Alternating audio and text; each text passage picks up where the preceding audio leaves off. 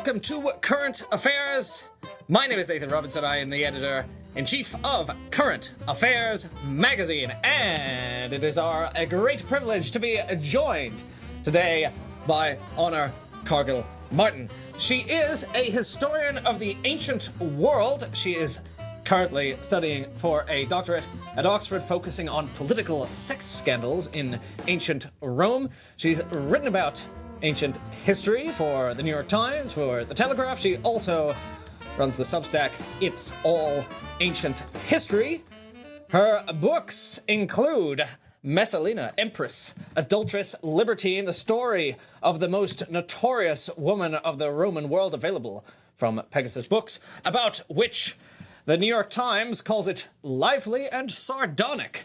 And the Sunday Telegraph says that your writing achieves a rare, old-fashioned, waspish elegance, which I like. Honor Cargill-Martin is also the author of the book for children. She speaks the women of Greek myths in their own words, and she recently starred in a YouTube video that is how I discovered her work, in which she reviews for half an hour the historical accuracies and inaccuracies in Monty Python's classic 1979 comedy, The Life of Brian. And my kind of conclusion from your video was that it was more accurate than you might expect The Life of Brian. Oh my god, it was so accurate. I had always loved that film, and I knew they were all like very clever and well educated, so I knew it would be kind of have some good bits in there. But the more I looked into it, the more I was like, oh my god, they were right about more things than I even realized. Like, you had some quibbles, but oftentimes the inaccuracies were like for the sake of comedy, so kind of. Oh my god, absolutely. It's not. I'm not holding them to kind of documentary standards. You're like, I'm sorry, that was a joke. That's you can't say that because how dare you? Right.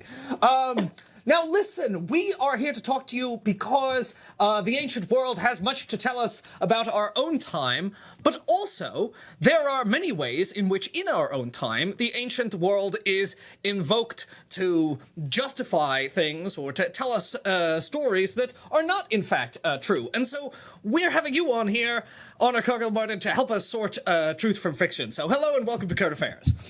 Thank you so much for having me. Now, okay.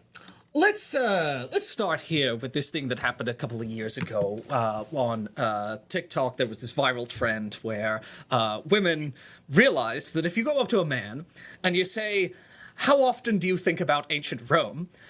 the man will look at you and say, couple times a week. So how often do you think about it? Not a lot. How often? Once every month? Maybe 3 or 4 times a month. You think about the Roman Empire once a week. It has a lot of big, stories and lessons, within the Roman Empire of what to do and what not to do. So, yeah.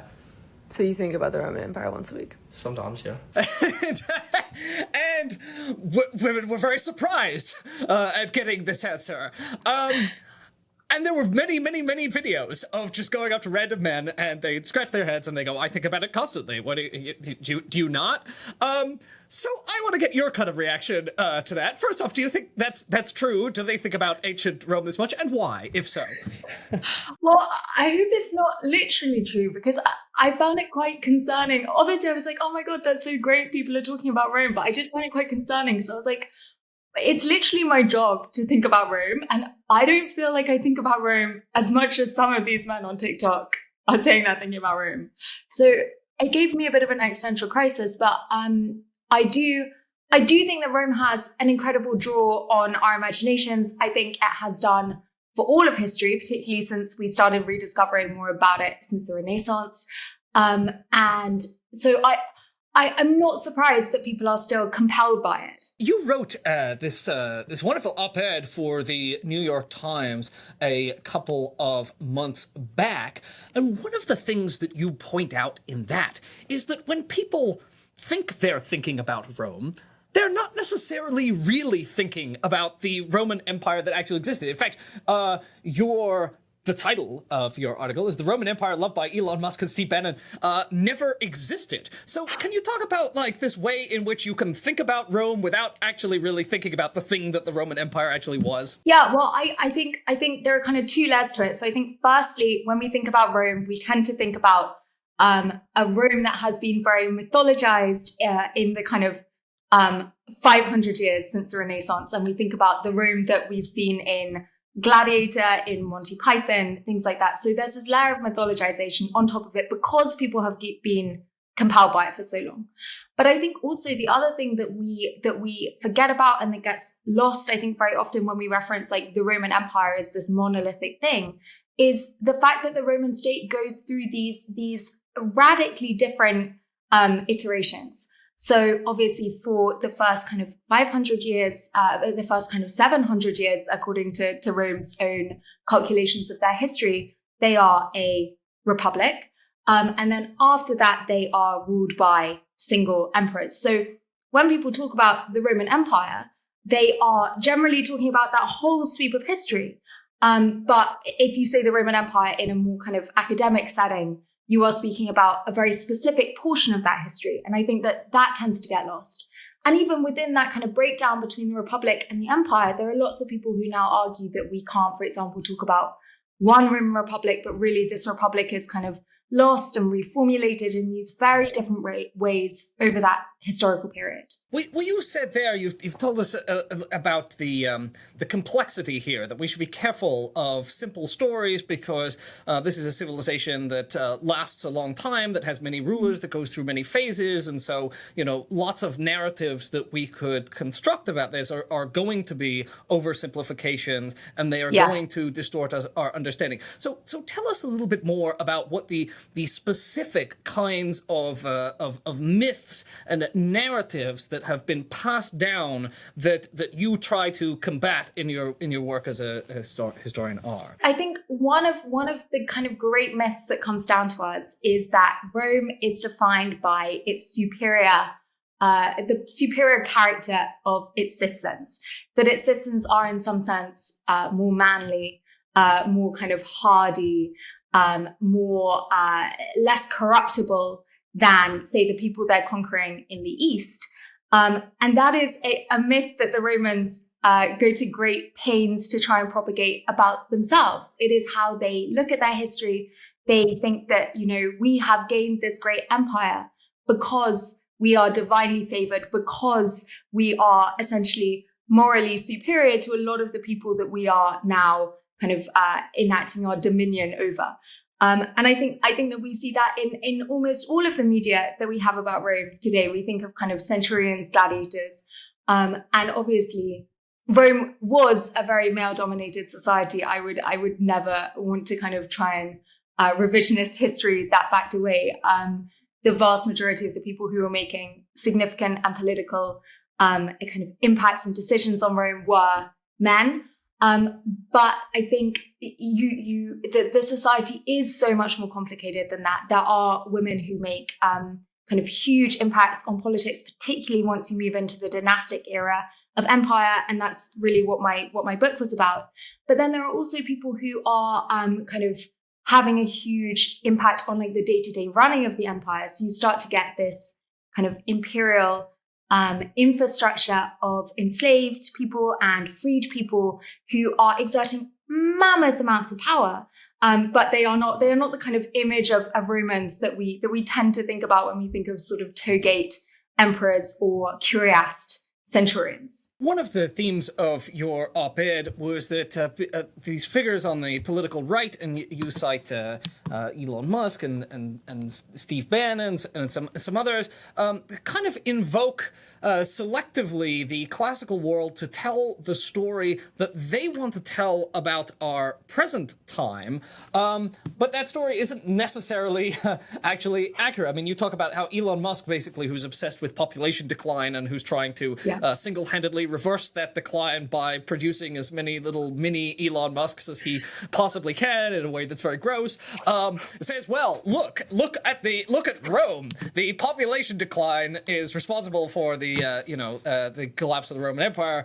Therefore, I have to have as many little mini Elon Musks as possible. So tell us a little bit about how accurate you think his history is. Yeah, I think if you have to turn to, the collapse of Rome to justify your love life, maybe something has gone a little wrong along the way. I think the way that people use the Roman Empire very often in this sort of discourse is they turn to it almost like an oracle that is going to give us a direct insight into the future trajectory of our state. And obviously, that is not the case. The difference in conditions between now and ancient Rome, it's just immeasurable. Like, we are working with a completely different set of media. We're working with a totally different constitution. We're working with a completely different philosophical basis for our society and for how we think about politics. So it is never going to be directly comparable. Where I think Rome can be incredibly helpful is as a kind of tool to think with.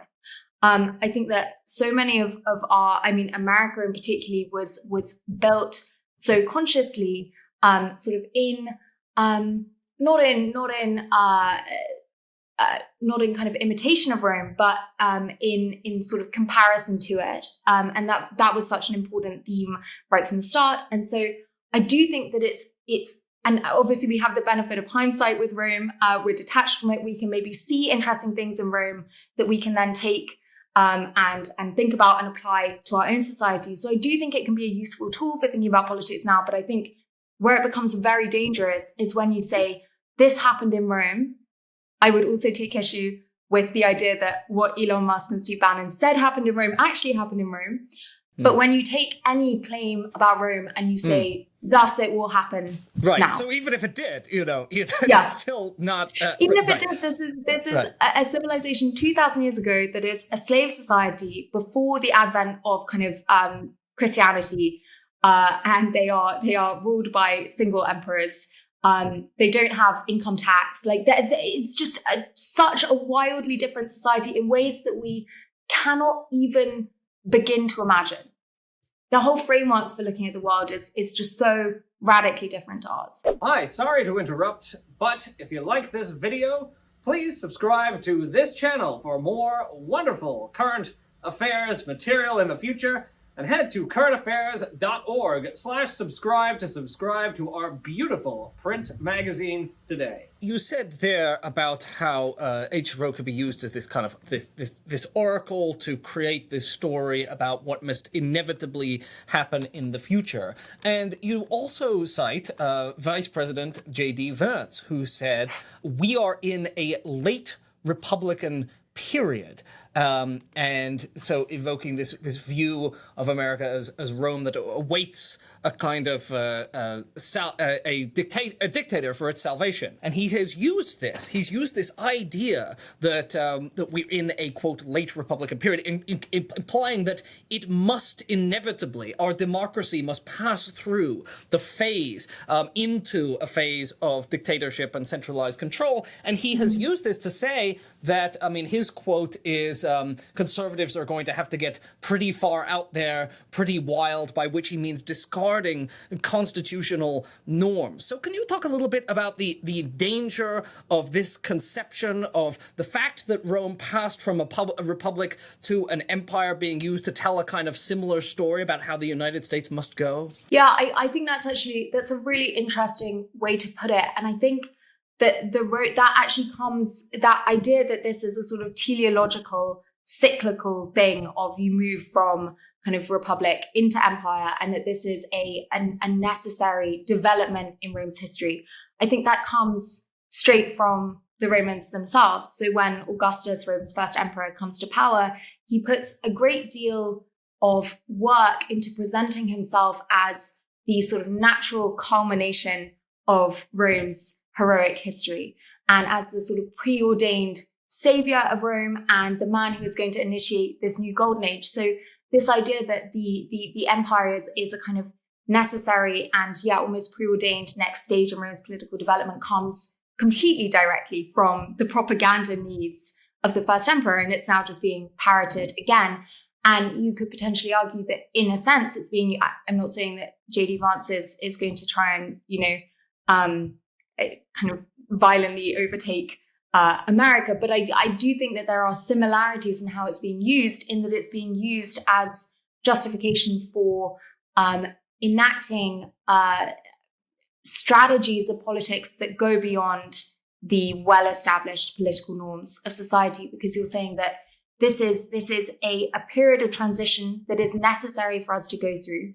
And so, we need to potentially rethink these conventions that we have been, that we are clutching onto potentially wrongly. You also did a Substack post at the beginning of this year about, I think it was a Greek historian who had a kind of theory of the cyclical changes of forms of government. And you called your post, "Do all democracies have to die?" And who posited this theory that can sound very compelling because it's this story about how democracy can't last. The best verbalization of the theory comes down to us in Polybius, who is the historian I was talking about in that post. But it's a very deeply ingrained idea in ancient society. I think the ancients, perhaps far more than us, think about all of history as being cyclical, and as being sort of intrinsically, generally, unless you can really do something about it, tending towards a history of decline.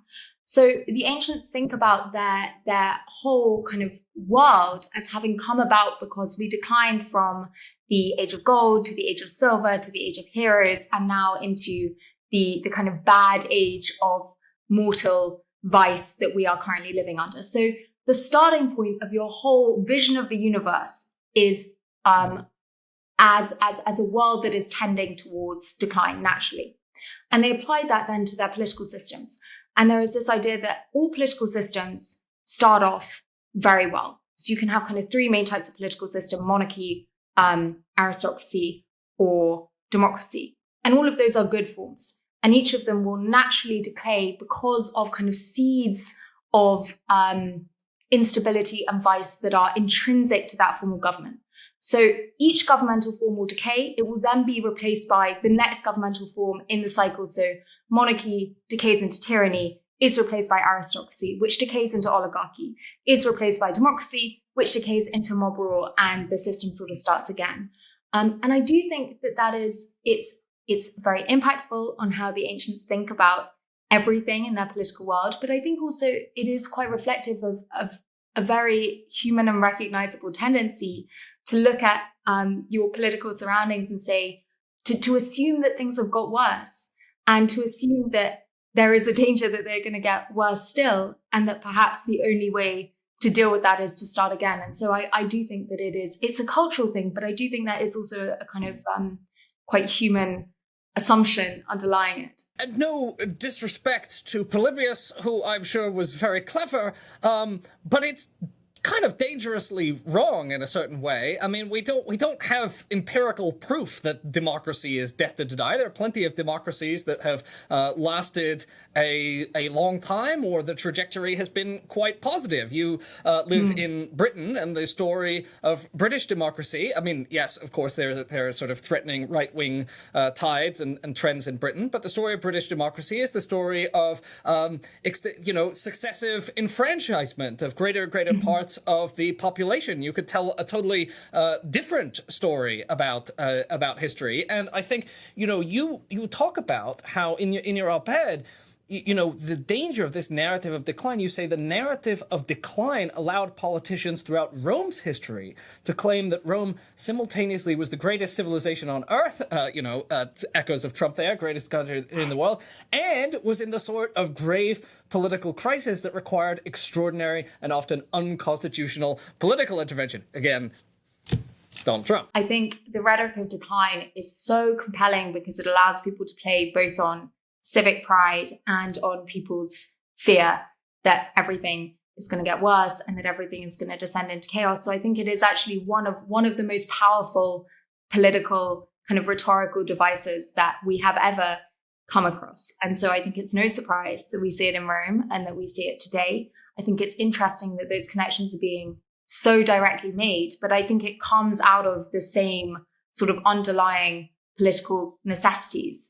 In both cases. I think also with Polybius's theory that it's not just that we know that democracies don't always decline, it's that we know that even in Polybius's recent history, he would have been able to see that democracies it is not the case that tyrannies are generally replaced by aristocracies, which are then replaced by democracies. It's very often that, mob rule will turn into oligarchy, or that, tyranny will turn directly into democracy. So I think they must have known that this was essentially a theoretical oversimplification that allowed them to categorize how they were thinking about constitutional sort of relationships between different forms of government and how they were thinking about the tendency of states to decline. And Polybius's overall point is that Rome has been so successful in part because its constitution managed to sort of combine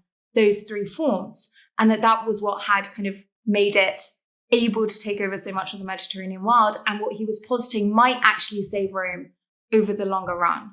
So it's he clearly also knows that this is something that is not completely set in stone. One of the themes of what we've discussed so far is the need to kind of critically examine simple stories that can be about civilizations, that can be propagandistic or can be done in order to further an agenda. One of the difficulties that you face as a historian is disentangling the stories that are told by people within the civilization from the actual facts of what happened. And in many ways, you're talking about how people like Bannon and Musk, oversimplify or misunderstand the actual facts of Roman history. But you point out that they do so in part because these stories are spread within the civilization itself. So you face a formidable task as a historian of distinguishing the propaganda of the time from what is actually occurring. Oh my God, absolutely. It is the eternal problem of the ancient historian, that our evidence is so fragmentary, and also that it is more biased than, basically any sort of modern history towards the opinions of the elite. And so it is incredibly hard to separate propaganda from reality. There has been some incredibly useful work done in recent years with archaeological data that has really led us to question a lot of the theories that we'd held for a long time about, say, population decline and the relationship of that to the fall of the Republic and also to the empire, which is obviously the theory that Musk was promoting. It has become clear in recent years that there is not this kind of long-term dramatic population decline which leads directly into the fall of the empire. There are some demographic shocks, but they seem to be much more related to sort of limited external events, so things like the Antonine and Cyprian plagues. And we can draw a much less clear line from that into the failure of the empire than we thought that we could do kind of 70 years ago. It was a very satisfying narrative, but unfortunately, it does not appear to be true. And I think that that's a really good example of a place where, had we not gained that new information that we gained really quite recently, we would have no reason to doubt the narratives that we were being given, and no reason to think about the political reasons that might be underlying the propagation of those narratives in the first place. And so I think it reminds you, when you look at something like that you have to think about the reasoning that might lie behind any sort of pronouncement or claim or diagnosis. I mean, you point out in your Times op-ed that you could look back at the leading Roman historians, and you could point out, you say, Livy complained that the Romans of his day could endure neither our vices nor their cures. You talk about how Sallust attributed the political convulsions of the late Republic to the vices he believed that had spread through Rome like a deadly plague. So you could go back to the best historians of the time and end up completely wrong. I think also that is so the focus on vice and political vice is so indicative of how the Romans view their world. This is a world in which there is no separation between, say, politics and religion. There is a much more porous boundary between this world and the divine world. And there is not so much of a written constitution in Rome as there is, say, in America. So much more of it is based on sort of normative conventions of behavior. And so this separation between a world of sort of political action, moral action, and even kind of divine favor, all of those boundaries are much more blurred. And so you are much more likely, I think, to read any sort of political crisis as a crisis of human vice and potentially of resultant kind of divine displeasure.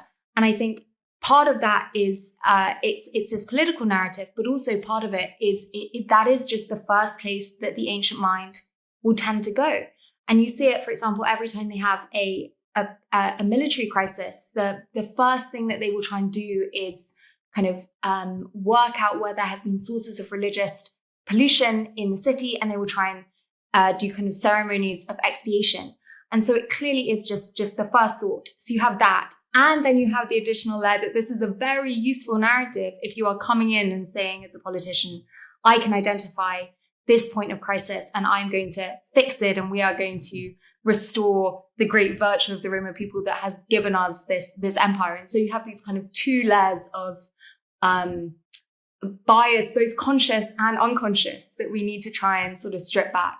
Well, you had a whole Substack post about the Spartans fighting the Persians and how our understanding of what actually happened in the battle, in the war, comes in part from the quite satisfying and self-adulatory story that the Greeks tell about what happened after the fact. I think Thermopylae is such a it's a perfect case study, because we can see the layers as they sort of as they grow up over time. So the story that we tell about Thermopylae is that it's kind of these 300 heroic Spartans holding off the entire invasion army of the Persian king of kings, and that it is this battle between the liberty-loving Greeks and this sort of evil bogeyman invading Persian Empire.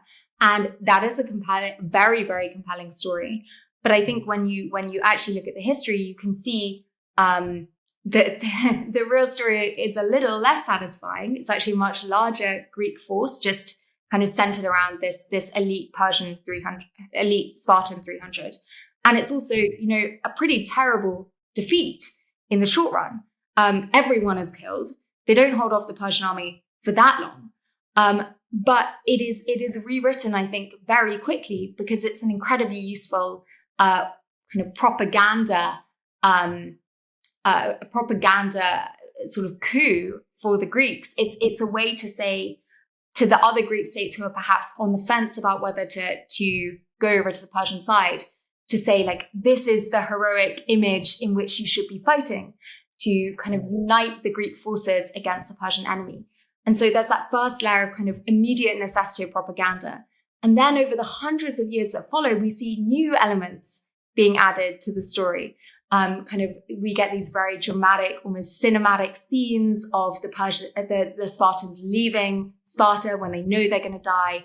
We get all these incredible quotes that, we see verbatim essentially in the movie 300, things like, eat well because tonight we dine in hell, or molon labe, which means come and take them, which is what the Spartan commander allegedly says when the Persian king demands that he lay down his weapons. And I think those additions are reflective of what is becoming a mythologization of Sparta as a whole, in the kind of hundreds of years between Thermopylae and the kind of first century BC and AD writers. Sparta is becoming this iconic symbol of a very specific way of life. And so you get all of these legends being sort of attached to this great Spartan moment. And then now we see these things being used in a different way for different purposes. So molon labe, as you know, is quite often used as a sort of slogan by far-right groups, by kind of pro-gun groups. And the way in which they're using it is to assert their liberty from governmental intervention, which is an entirely different sort of liberty to the liberty that the Greeks were asserting. They were asserting liberty in terms of the liberty of a state to govern itself as it chose. There was no sense that then the individuals within that state had liberty from their government's decisions. Sparta was an incredibly unindividualistic society. Everyone was essentially forced to live as the state commanded and to subsume themselves into this militaristic culture. As I was reading your work to prepare for this, and these themes of distinguishing story from fact came up over and over, I couldn't help but think about the historians 2,000 years in the future of our own time, and I thought, what if the only thing that survives is Donald Trump's speeches, the picture of him standing up after the assassination attempt, Curtis Yarvin's blog posts, and the future historians are trying to piece together a narrative, and they're like, well, there was a crisis of manliness, the civilization was in decline, and then finally it had its redeemer. Oh my god, it's terrifying. Yeah. That is a horrible image. Thank you so much for that. I think the one element of hope that I would say is that I think that now the forms of media that are open to politicians are also very often open to the people and to their opponents. So social media and kind of newspapers, things like that. Like you're getting both sides. Whereas the forms of media that survive from the ancient world were very much forms of media that were only open to the ruling classes. So things like inscriptions, honorific sculptures, and also written works are really kind of written by members of the male elite. And so you get quite a good picture sometimes of factions and kind of problems and tensions within the elite, but we get a very poor picture of what people beyond that elite thought, because the forms of media in which they're expressing their political opinions, which we get these kind of tantalizing glimpses of, were very ephemeral. It was things like shouting at politicians in the theatre, or scrawling sort of witty graffiti over the bottom of someone's sculpture, or actually even setting up sort of private shrines to murdered populists. So we get these kind of glimpses of how they were expressing their opinion, but they were not expressing it in ways that survive over a period of 2,000 years. No, that's a very good point. I mean, the thing that makes that horrible nightmare scenario of the future that I outlined less likely is, or seem less plausible, is the fact that, our writings will probably survive if Curtis Yarvin's do as well. And that, say, as you say, the production of media has opened up a lot, which gets me to the kind of final theme that I wanted to discuss, because as you pointed out there, Roman history is written by men. And you wrote an entire book about the woman who may be the most slandered woman in history, who is very much the victim of one of these narratives that begins in the works of the greatest historians of the time, persists for thousands of years, has kind of gone a bit away a bit now. I mean, she's less of a but for a long time her name became a stand-in for like being to use it impolitely, a conniving slut. I think that's a good way to put it.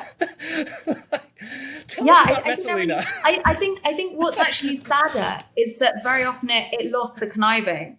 Because at least the conniving part is like at least she was conniving. She's using some agency. Yes. Whereas I think there's some intellect in being conniving. It was really interesting because I was speaking to, it just came out in Brazil, and I was speaking to a journalist there, and he was saying that it is still used day to day as just like a slang word for. Oh no. Essentially. Okay. So poor Messalina, tell us a little bit about her and how she became one of the most slandered people in history. So she is the Empress of Rome. She is the wife of the Emperor Claudius between 41 and 48 AD. And she falls in these incredibly dramatic circumstances. She is killed in the autumn of 48 after allegedly having bigamously married her lover, kind of plotted against the emperor. And alongside her, kind of at least 11 of her alleged lovers are also killed. In the years after that, as you can imagine, her memory is completely unprotected. So all of the media that might have survived about Messalina, all the kind of sculptures and inscriptions, are destroyed by decree of the Senate. And so then we have there's a vacuum in which people can give rein to all the most slanderous rumors.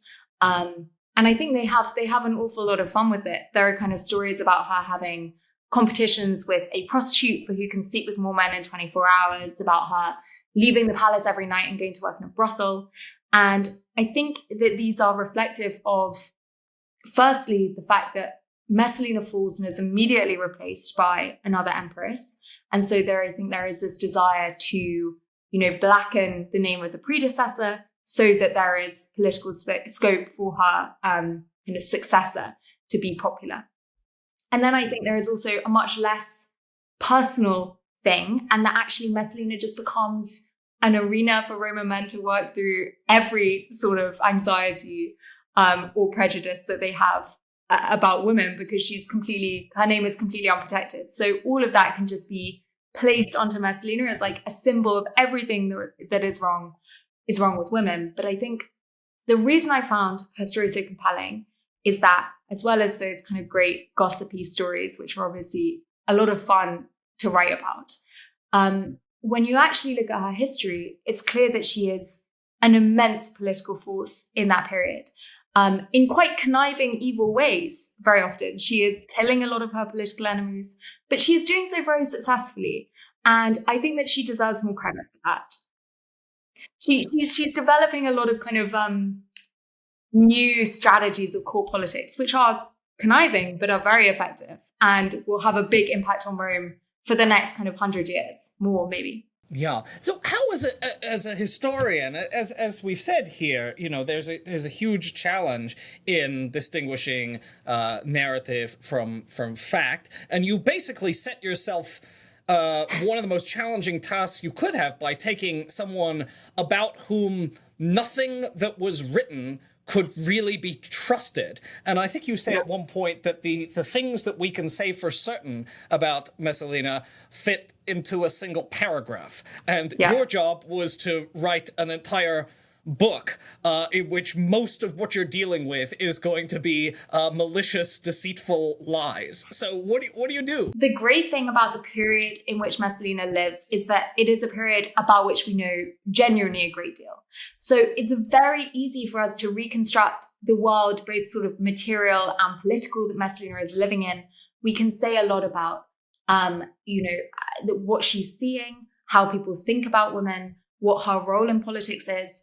And then I think that actually, because there is so much written, even though there is this layer of kind of slander about Messalina, we can actually reconstruct a remark. I was very surprised by how much I felt. I initially thought that I was going to have to do it much more thematically and use Messalina as sort of a way of looking at different aspects of Roman life, court politics, women, things like that. I felt like she encapsulated a lot of the sort of drama and sort of fear and rumor of the Julio-Claudian period, and glamour as well. So that's why I was originally going to do it that way. But the more I looked at it, the more I felt like you actually can reconstruct a proper narrative of her life, which is how I ended up structuring it. Because every time you look at when you look at the historical sources and you are aware of the bias that is laid on top of them, every time you see something which does not align with that overarching narrative about Messalina, that's like something we might be interested in. And then that's something that we can kind of investigate more. And there are a lot of instances, because the narrative about her becomes so strong, there are a lot of instances then, I think, when historians are going back and trying to write this period of history, you can see them almost struggling to fit incongruous material about, say, her political power into this narrative of her as a sort of frivolous slut.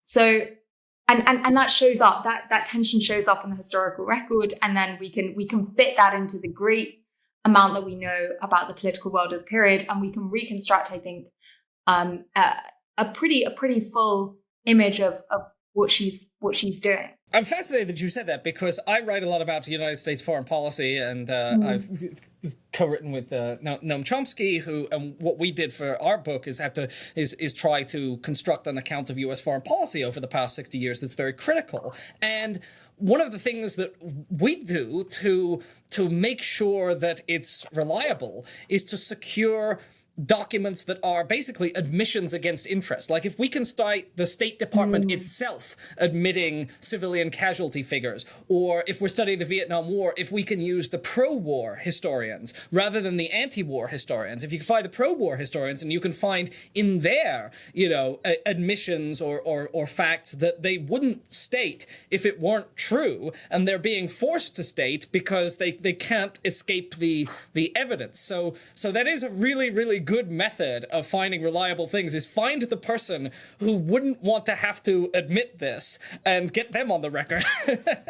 That's so interesting. I love that comparison. I think, and you're making me that I think in a way it's almost harder to write the history accurately of a completely beloved emperor, allegedly completely beloved emperor like Trajan, because everything is pro him, but it's also all essentially written under him or under his successors. So it's so hard to work out where there are these gaps. That's a really interesting comparison.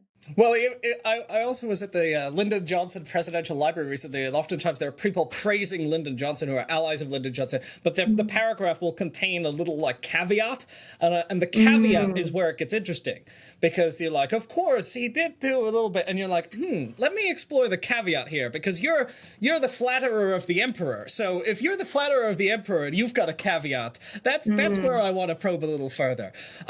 If people don't know, I think I want to just emphasize here how much the kind of Messalina myth was propagated over the thousands of years afterwards. I mean, because you trace it through the popular culture, and it's just amazing how this woman's name gets totally detached from the actual reality of her life. I mean, in across many you just mentioned Brazil, France, the whole world now is slandered Messalina.